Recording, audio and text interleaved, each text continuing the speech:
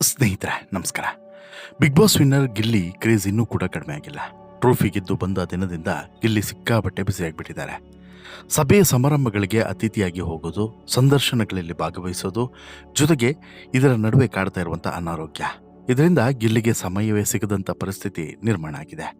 ಅದರಲ್ಲೂ ಕೂಡ ಕೆಲವೊಂದು ಕಾರ್ಯಕ್ರಮಗಳಿಗೆ ಗಿಲ್ಲಿ ಹೋಗಲೇಬೇಕಾದಂಥ ಅನಿವಾರ್ಯ ಪರಿಸ್ಥಿತಿ ಎದುರಾಗೋದ್ರಿಂದ ಸಹಜವಾಗಿ ಗಿಲ್ಲಿಗೆ ಎಲ್ಲವನ್ನು ಕೂಡ ಮ್ಯಾನೇಜ್ ಮಾಡೋದಕ್ಕೆ ಕಷ್ಟ ಆಗ್ತಿದೆ. ಇನ್ನು ಬಿಗ್ ಬಾಸ್ ಗೆದ್ದ ಬಳಿಕ ಗಿಲ್ಲಿ ಹೋದಲ್ಲಿ ದೊಡ್ಡ ಸಂಖ್ಯೆಯಲ್ಲಿ ಅಭಿಮಾನಿಗಳು ಕೂಡ ಬರ್ತಾರೆ, ಅವರನ್ನು ಮುತ್ತಿಕೊಳ್ತಾರೆ, ಅವರ ಬಳಿ ಒಂದು ಸೆಲ್ಫಿಯನ್ನು ಕೇಳ್ತಾರೆ. ಹೀಗೆಲ್ಲ ವಿಶೇಷವಾಗಿ ಕೆಲವೊಂದಷ್ಟು ಸನ್ನಿವೇಶಗಳು ನಿರ್ಮಾಣ ಆಗುತ್ತಿದೆ. ಇದರಲ್ಲಿ ಅವರು ಅಂದ್ಕೊಂಡ ಹಾಗೆ ಎಲ್ಲವನ್ನು ಕೂಡ ಮ್ಯಾನೇಜ್ ಮಾಡಲಿಕ್ಕೂ ಕೂಡ ಆಗೋದಿಲ್ಲ. ಹೀಗಾಗಿ ಈಗ ಗಿಲ್ಲಿಗೆ ಹೊಸ ಸಂಕಷ್ಟವೊಂದು ಎದುರಾಗಿದೆ. ಈ ಎಲ್ಲ ಗೊಂದಲಗಳ ನಡುವೆನೇ ಹೊಸ ಸಂಕಷ್ಟ ಎದುರಾಗಿದೆ. ಗಿಲ್ಲಿಯ ವಿರುದ್ಧ ಮೊದಲ ಮೆಟ್ಟಿಲಲ್ಲೇ ದೂರೊಂದು ದಾಖಲಾಗಿದೆ. ಗಿಲ್ಲಿ ಬಿಗ್ ಬಾಸ್ ಗೆದ್ದ ನಂತರ ಸಾಕಷ್ಟು ಸಿನಿಮಾಗಳನ್ನು ಮಾಡುವಂತಹ ಕನಸನ್ನು ಕಂಡು ಬಿಗ್ ಬಾಸ್ ಮನೆಯಿಂದ ಹೊರಗಡೆ ಬಂದ ಬಳಿಕ ಈಗ ಈ ಸಂಭ್ರಮವನ್ನು ಸಂಭ್ರಮಿಸ್ತಿರುವಂಥ ನಡುವೆ ಪೊಲೀಸ್ ಸ್ಟೇಷನ್ನ ಮೆಟ್ಟಿಲನ್ನು ಹತ್ತುವಂತಹ ಅನಿವಾರ್ಯತೆ ಸೃಷ್ಟಿಯಾಗಿದೆ. ಗಿಲ್ಲಿ ವಿರುದ್ಧ ದೂರನ್ನು ಕೊಡಲಾಗಿದೆ. ಹಾಗೆಯೇ ಫಿಲ್ಮ್ ಚೇಂಬರ್ಗೂ ಕೂಡ ದೂರನ್ನು ಕೊಡಲಾಗಿದೆ. ಹಾಗಾದರೆ ಗಿಲ್ಲಿ ವಿರುದ್ಧ ದೂರನ್ನು ಕೊಟ್ಟಿರೋದು ಯಾಕೆ, ಯಾರು, ಕಾರಣ ಏನು, ಎಲ್ಲವನ್ನು ಕೂಡ ಹೇಳ್ತಾ ಹೋಗ್ತೀನಿ. ಅದಕ್ಕಿಂತ ಮುಂಚೆ ನೀವಿನ್ನೂ ಕೂಡ ನಮ್ಮ ಚಾನಲನ್ನು ಸಬ್ಸ್ಕ್ರೈಬ್ ಮಾಡಿಲ್ಲ ಅಂದರೆ ದಯವಿಟ್ಟು ಕೂಡಲೇ ಸಬ್ಸ್ಕ್ರೈಬ್ ಮಾಡಿ ಸ್ನೇಹಿತರೆ. ಹೌದು, ಬಿಗ್ ಬಾಸ್ ಮನೆಯಿಂದ ವಿನ್ನರ್ ಆಗಿ ಹೊರಗಡೆ ಬಂದಂತಹ ಗಿಲ್ಲಿ ನಟನೆಗೆ ಸಹಜವಾಗಿ ಹೊಸ ಹೊಸ ಅವಕಾಶಗಳು ಸಿಗುವಂಥ ಕನಸು ಒಂದು ಕಡೆ ಆದರೆ, ಮತ್ತೊಂದು ಕಡೆ ಸಿಕ್ಕಂತಹ ಅವಕಾಶಗಳನ್ನು ಸರಿಯಾಗಿ ಸದುಪಯೋಗ ಮಾಡಿಕೊಳ್ಳಬೇಕು ಅನ್ನುವಂತಹ ಹಪಾಹಪಿಯೂ ಕೂಡ ಇದೆ. ಈಗ ಈ ಹಂತಕ್ಕೆ ಹೋಗಿರೋದೇ ಅಷ್ಟು ಸುಲಭ ಅಲ್ಲ. ಈ ಹಂತಕ್ಕೆ ಹೋದ ಬಳಿಕ ಅದನ್ನು ಮ್ಯಾನೇಜ್ ಮಾಡೋದು ಕೂಡ ಅಷ್ಟು ಸುಲಭ ಅಲ್ವೇ ಅಲ್ಲ. ಇದನ್ನು ಅರಿತಿರುವಂಥ ಗಿಲ್ಲಿ ನಟ ಎರಡನ್ನೂ ಕೂಡ ತುಂಬ ಕೇರ್ಫುಲ್ ಆಗಿ ಹ್ಯಾಂಡಲ್ ಮಾಡಬೇಕಾದಂಥ ಪರಿಸ್ಥಿತಿ ಇದೆ. ಒಂದು ಚೂರು ಯಾಮಾರಿದ್ರೂ ಕೂಡ ಈಗ ನಿರ್ಮಾಣ ಆಗಿರುವಂಥ ಪರಿಸ್ಥಿತಿಯೇ ಈ ಸಹಜವಾಗಿ ನಿರ್ಮಾಣ ಆಗೇ ಆಗುತ್ತೆ ಅನ್ನುವಂಥದ್ದು ಬಹುಶಃ ಎಲ್ರಿಗೂ ಕೂಡ ಗೊತ್ತಿರುವಂಥದ್ದೇ ಹಿರಿಯ ನಟರಿಗೆ. ಬಟ್ ಗಿಲ್ಲಿಗೆ ಇದ್ರ ಬಗ್ಗೆ ನಾಲೆಡ್ಜ್ ಇರಲಿಲ್ಲ ಅಂದ್ಕೊಳ್ತೀನಿ.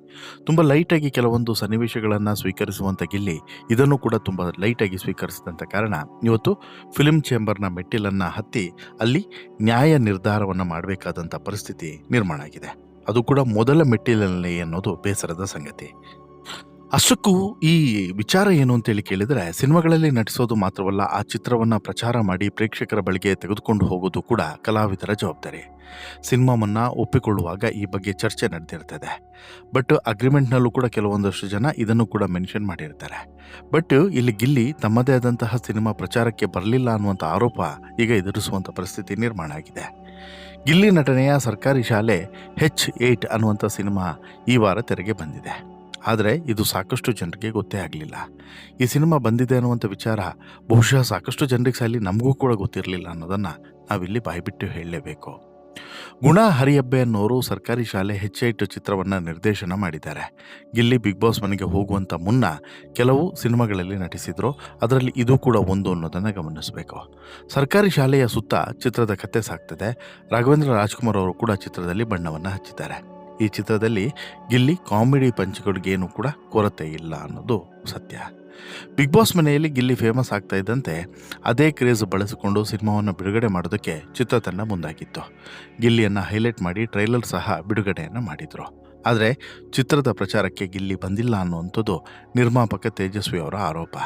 ಸಂಭಾವನೆಯನ್ನು ಪಡೆದು ಚಿತ್ರದಲ್ಲಿ ನಟಿಸಿರುವಂಥ ಗಿಲ್ಲಿ ಪ್ರಚಾರಕ್ಕೆ ಮಾತ್ರ ಬಂದಿಲ್ಲ, ಕೇಳಿದಷ್ಟು ಸಂಭಾವನೆಯನ್ನು ಕೊಟ್ಟಿದ್ದೇವೆ, ಈಗ ಕರೆ ಮಾಡಿದರೂ ಕೂಡ ಸ್ವೀಕರಿಸ್ತಿಲ್ಲ ಅನ್ನುವಂಥ ಆರೋಪವನ್ನು ಹೊರಿಸಿದ್ದಾರೆ.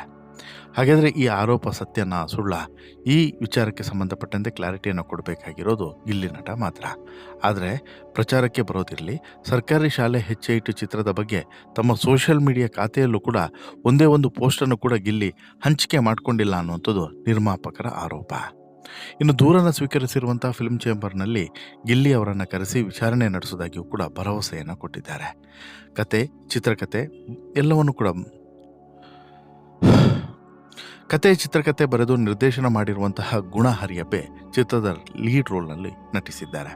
ಮೊದಲೇ ಹೇಳಿದಂತೆ ಬಿಗ್ ಬಾಸ್ ಮನೆಯಿಂದ ಹೊರಬಂದಂತಹ ದಿನದಿಂದನೂ ಕೂಡ ಗಿಲ್ಲಿ ಬ್ಯುಸಿಯಾಗಿದ್ದಾರೆ. ಇತ್ತೀಚೆಗೆ ಕಲರ್ಸ್ ಕನ್ನಡ ವಾಹಿನಿಯ ಹೊಸ ಕಾರ್ಯಕ್ರಮದಲ್ಲೂ ಕೂಡ ಭಾಗಿಯಾಗಿದ್ದರು. ಬಿಗ್ ಬಾಸ್ ಸೀಸನ್ 12ರ ಸ್ಪರ್ಧಿಗಳೆಲ್ಲರೂ ಕೂಡ ಈ ಕಾರ್ಯಕ್ರಮದಲ್ಲಿ ಪಾಲ್ಗೊಂಡು ಸಂಭ್ರಮಿಸಿದ್ದಾರೆ. ದೊಡ್ಡಮನೆ ಹಬ್ಬ ಹೆಸರಿನಲ್ಲಿ ಕಾರ್ಯಕ್ರಮ ಚಿತ್ರೀಕರಣ ಆಗಿದೆ. ಶಿವರಾತ್ರಿ ಸಂಭ್ರಮದಲ್ಲಿ ಕಾರ್ಯಕ್ರಮ ಪ್ರಸಾರ ಆಗುವಂತಹ ಸಾಧ್ಯತೆ ಇದೆ. ಇನ್ನು ಕಲರ್ಫುಲ್ ಕಾಸ್ಟ್ಯೂಮ್ನಲ್ಲಿ ಸ್ಪರ್ಧಿಗಳು ಕಾಣಿಸಿಕೊಂಡಿರೋ ಆಗಿರುವಂಥದ್ದು ಫೋಟೋಸ್ ವಿಡಿಯೋಸ್ಗಳು ವೈರಲ್ ಆಗ್ತಾ ಇದ್ದಾವೆ. ಬಟ್ ತಮ್ಮದೇ ಸಿನಿಮಾಕ್ಕೆ ಪ್ರಚಾರಕ್ಕೆ ಹೋಗೋದಕ್ಕೆ ಮಾತ್ರ ಇಲ್ಲಿ ಗಿಲ್ಲಿಗೆ ಸಮಯ ಇಲ್ವಾ ಅನ್ನುವಂಥದ್ದು ಈಗಿರುವಂಥ ಪ್ರಶ್ನೆ. ಪ್ರಚಾರಕ್ಕೆ ಹೋಗಲು ಸಾಧ್ಯವಿಲ್ಲದೆ ಇದ್ದರೆ ಗಿಲ್ಲಿ ತಮ್ಮ ಸೋಷಿಯಲ್ ಮೀಡಿಯಾದಲ್ಲಾದರೂ ಕೂಡ ಒಂದು ಪೋಸ್ಟನ್ನು ಮಾಡಬಹುದಾಗಿತ್ತು ಅನ್ನೋದು ಕೆಲವರ ಅಭಿಪ್ರಾಯ. ಬಿಗ್ ಬಾಸ್ ಶೋ ಗೆದ್ದ ಮಾತ್ರಕ್ಕೆ ಬೇರೆ ವಿಚಾರಗಳನ್ನು ಮರಿಬಾರ್ದು ಅನ್ನೋದು ಕೂಡ ಗಿಲ್ಲಿಗೆ ಕೆಲವರು ಹೇಳ್ತಿರುವಂಥ ಕಿವಿ ಮಾತು. ಗಿಲ್ಲಿ ಬಿಗ್ ಬಾಸ್ ಮನೆಯಲ್ಲಿ ಇದ್ದಾಗ ಅವರ ಭಾವಚಿತ್ರವನ್ನು ಕುಮಾರ್ ಅನ್ನೋರು ಕೈ ಮೇಲೆ ಟ್ಯಾಟೋವನ್ನು ಹಾಕಿಸ್ಕೊಂಡು ಬಂದಿದ್ರು. ಆದರೆ ಬಿಗ್ ಬಾಸ್ ಶೋ ಮುಗಿದ ಬಳಿಕ ನಿನ್ನನ್ನು ಮೀಟ್ ಮಾಡ್ತೀನಿ ಎನ್ನುವಂತಹ ಭರವಸೆಯನ್ನು ಕೊಟ್ಟಿದ್ರು. ಬಟ್ ಇದುವರೆಗೂ ಕೂಡ ಮುಖವನ್ನು ಕೂಡ ತೋರಿಸಿಲ್ಲ ಅನ್ನುವಂಥದ್ದು ಇಲ್ಲಿ ಇವರ. ಆದರೆ ಇಲ್ಲಿವರೆಗೂ ಕೂಡ ಗಿಲ್ಲಿಗೆ ಈ ಆದರೆ ಇಲ್ಲಿವರೆಗೂ ಕೂಡ ಗಿಲ್ಲಿ ತನ್ನ ಮುಖವನ್ನು ಕೂಡ ಇವರಿಗೆ ತೋರಿಸಿಲ್ಲ ಅನ್ನೋಂಥದ್ದು ಇವರ ಬೇಸರನೂ ಕೂಡ. ಆದರೆ ಇವರಿಗೋಸ್ಕರ ನಾನು ಟ್ಯಾಟೋ ಹಾಕಿಸ್ಕೊಂಡು ಹೋದೆ, ಎಲ್ಲರ ವಿರೋಧವನ್ನು ಕಟ್ಕೊಂಡೆ, ಆದರೂ ಕೂಡ ಗಿಲ್ಲಿ ಇದಕ್ಕೂ ಗೌರವವನ್ನು ಕೊಡಲಿಲ್ಲ ಅನ್ನುವಂಥದ್ದು ಅವರ ಬೇಸರ. ಇನ್ನು ಗಿಲ್ಲಿ ಬಿಗ್ ಬಾಸ್ ಮನೆ ಒಳಗಡೆ ಇದ್ದಾಗಲೇ ಡೆವಿಲ್ ಸಿನಿಮಾ ಕೂಡ ಬಿಡುಗಡೆ ಆಗಿತ್ತು. ಚಿತ್ರದ ಸಣ್ಣ ಪಾತ್ರದಲ್ಲಿ ಗಿಲ್ಲಿ ಮಿಂಚಿದ್ರೂ ಕೂಡ ಗಿಲ್ಲಿ ನಟನೆಯ ಲಂಗೋಟಿ ಮ್ಯಾನ್ ಅನ್ನುವಂಥ ಸಿನಿಮಾ 2024ರಲ್ಲಿ ತೆರೆಗೆ ಬಂದಿತ್ತು. ಕಳೆದ ವರ್ಷ super hit first day first show ಮತ್ತು ಡೆವಿಲ್ ಸಿನಿಮಾಗಳು ಬಿಡುಗಡೆ ಆಗಿತ್ತು. ಕಳೆದ ವಾರ ತೆರೆಕಂಡಂಥ ಚೌಕಿದಾರ ಅನ್ನುವಂತಹ ಸಿನಿಮಾದಲ್ಲೂ ಕೂಡ ಗಿಲ್ಲಿ ಮಿಂಚಿದ್ರು. ಇದೀಗ ಸರ್ಕಾರಿ ಶಾಲೆ ಹೆಚ್ಚೆಟ್ಟು ಚಿತ್ರದಲ್ಲೂ ಕೂಡ ಗಿಲ್ಲಿ ನಟಿಸಿದ್ದಾರೆ. ಹಾಗಾಗಿ ಗಿಲ್ಲಿಯ ಬಗ್ಗೆ ಒಂದು ಭರವಸೆ ಇವರಲ್ಲಿ ಮೂಡಿದೆ ಅಂತಲೂ ಕೂಡ ಹೇಳಬಹುದು. ಇದನ್ನು ಹೊರತುಪಡಿಸಿ ಗಿಲ್ಲಿಗೆ ಈಗ ಕೊಟ್ಟಿರುವಂತಹ ನೋಟಿಸ್ಗೆ ಏನಂತೇಳಿ ಉತ್ತರ ಕೊಡುವುದು ಅನ್ನುವಂತಹ ಚಿಂತನೆಯಲ್ಲಿ ಸಹಜವಾಗಿ ಗಿಲ್ಲಿ ಇದ್ದಾರೆ. ನೋಡಬೇಕು ಅದಕ್ಕೆ ಏನು ಉತ್ತರವನ್ನು ಕೊಡ್ತಾರೆ ಗಿಲ್ಲಿ. ಜೊತೆಗೆ ಗಿಲ್ಲಿಯ ಸಮರ್ಥನೆ ಏನು, ಗಿಲ್ಲಿ ಈ ಸಿನಿಮಾಕ್ಕೆ ಹಾಕಿರುವಂತಹ ಅಗ್ರಿಮೆಂಟ್ನ ಸಹಿ ಯಾವ ರೀತಿ ಇದೆ, ಏನೇನೆಲ್ಲ ಟರ್ಮ್ಸ್ ಆ್ಯಂಡ್ ಕಂಡೀಷನ್ಗಳನ್ನು ಹಾಕಿದ್ರು ಎಲ್ಲವನ್ನು ಕೂಡ ನೋಡಿ ನಂತರ ಚಿಂತನೆ ಮಾಡಬೇಕಾಗುತ್ತೆ. ಆದರೆ ಒಂದಂತೂ ಸತ್ಯ ಸ್ನೇಹಿತರೆ, ಗಿಲ್ಲಿ ಈಗ ಈ ಕಾರ್ಯಕ್ರಮಗಳಿಗೆ ಹೋಗದೇ ಇದ್ದರೆ ಬಹುಶಃ ಇನ್ನಷ್ಟು ಕೆಟ್ಟ ಹೆಸರುಗಳನ್ನು ಪಡೆಯುವಂತಹ ಅನಿವಾರ್ಯತೆ ಸೃಷ್ಟಿ ಆದರೂ ಕೂಡ ಆಶ್ಚರ್ಯ ಏನಿಲ್ಲ. ಹಾಗಾಗಿ ಗಿಲ್ಲಿ ಎಲ್ಲವನ್ನೂ ಕೂಡ ಬ್ಯಾಲೆನ್ಸ್ ಮಾಡೋದನ್ನು ಕಲಿಬೇಕು ಅನ್ನೋದು ನಮ್ಮ ಕಿವಿ ಮಾತು. ನಿಮ್ಮ ಅಭಿಪ್ರಾಯ ಏನು ಅನ್ನೋದನ್ನು ಕಮೆಂಟ್ ಮಾಡಿ ತಿಳಿಸಿ. ಜೊತೆಗೆ ಈ ಸ್ಟೋರಿ ಇಷ್ಟ ಆಯಿತು ಅಂತ ಹೇಳಿದ್ರೆ ಲೈಕ್ ಮಾಡಿ, ಶೇರ್ ಮಾಡಿ, ಚಾನಲ್ಗೆ ಸಬ್ಸ್ಕ್ರೈಬ್ ಆಗೋದನ್ನು ಮರಿಬೇಡಿ. ಧನ್ಯವಾದ.